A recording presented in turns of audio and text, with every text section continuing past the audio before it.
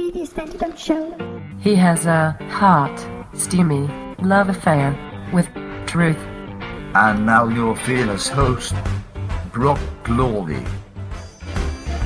In the Bible study that I attend, we went over 2 Timothy 3. If you haven't read 2 Timothy 3 in a while, you should read that. It's so moving, it'll make your hair stand up on your arm. In the last days, men will be haters of God, lovers of themselves. I mean, exactly. They will always be learning, and they will never know the truth. We're there. We're right there.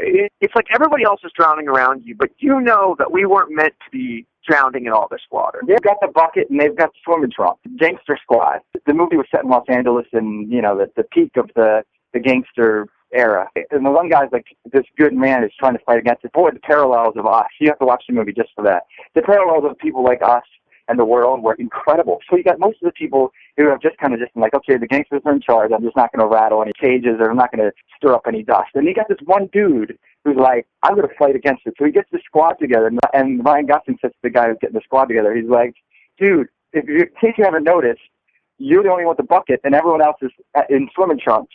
And I was like, boy, that was amazing. But the parallel was he was talking about L.A. going down, and it wasn't until something very personal happened to Ryan Gosling's character that he got involved. Gangster Squad. It was kind of a cool movie, but the parallels of America as a country and the world as a whole morally, and these guys fighting against it, it was awesome. The whole time I kept thinking, this is like a wonderful metaphor for where we're at. It's even more heartbreaking to see somehow the apathy and stuff seems to be permanent. We're not going to shake free of it. No, we're not. We're not endemic. I went to church on Sunday and I saw tons of kids, tons of babies, tons of kids. Christians are the only people having kids within the context of a family, within the context of raising them primarily as godly people, but as good men, as moral men and women. We may not change their mind, but we can keep breeding. Good. I have some friends who have just as much passion about, the craziness that's going on. They take a different approach. They're like, we're not going to take sabers and go to war. We're just going to outbreed them. My follow-up is always, well, yeah, but they have the infrastructure in place to just steal your children from you. I mean, that has been proven. Which they do. But, I saw these kids do like a little program on Sunday, and they were like singing their little song, and I said, well, the truth is that you never do lose. Yeah, it's not for nothing. I work with people who you would never guess in 100 years had any kind of faith whatsoever. And every once in a while, they'll say something. Or the other day, I heard somebody singing some, hymn to themselves.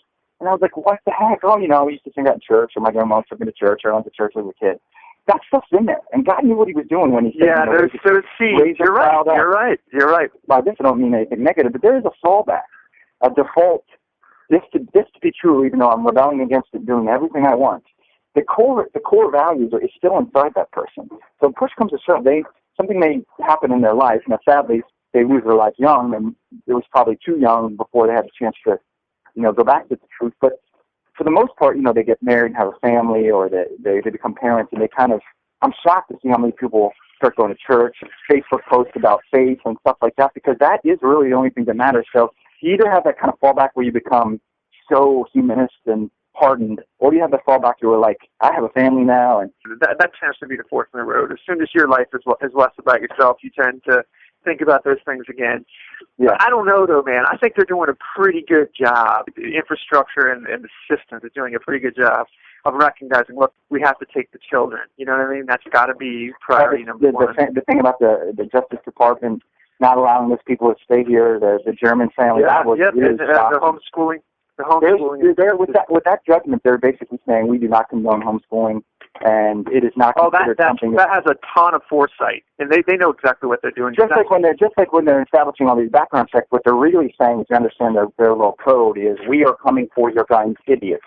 And you don't understand that, but that's what we're doing. Just like when they're saying we're not allowing homeschool to be a reason that you can qualifying status to stay in the United States as a political refugee. More than that, man, we got some straight-up Gattaca stuff going on.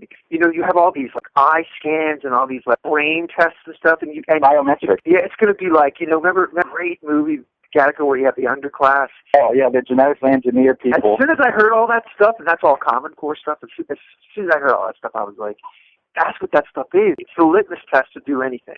They would run your scan, and then if it didn't check out, like if you didn't have the right test, they didn't know what was coming down the pike, and they couldn't read, it would be everything. It would be like your sentiment on the world around you, and can we trust you with the collective and all that kind of stuff. If you can't graduate without getting taught that, they have complete and total control. Unless you have learned this specific stuff, which is bull, unless you've learned this, you cannot progress in your life. That's really super, extremely scary. And yet you have absolutely no movement from the body politic to push back on it. And it's as plain as day to me. I mean, you have no ambiguity in my mind about what's happening. And yet nobody cares. The thing that has been shocking me the most, man, is that the foot soldiers are clearly going to be IRS agents. I mean, that's just 100% now. Well, the foot soldiers of all this stuff are going to be like bureaucratic, thug, military-esque SS agents that are going to determine whether you're in the club, whether you're resourceful, and they're going to pull up your Google information. They're going to pull up everything, and they're just going to like check. And why people don't see this is just beyond me. Already the country should be clamoring to just end the IRS. It's our chance, tyrannizing us for generations, and they're weakened, they're wounded. It'll only be maybe 2-3 months left. And here's the thing, the freaking Republicans won't put the sword through the neck. Yeah. You know what I mean? The dragon is on the ground. We clipped the wings. He's on the ground. And we have absolutely no leadership. We have nobody bold enough to go after the jugular. And it's heartbreaking, man. But you don't get it, though. Previous then don't show. Politely, I've asked you to leave, but still you follow.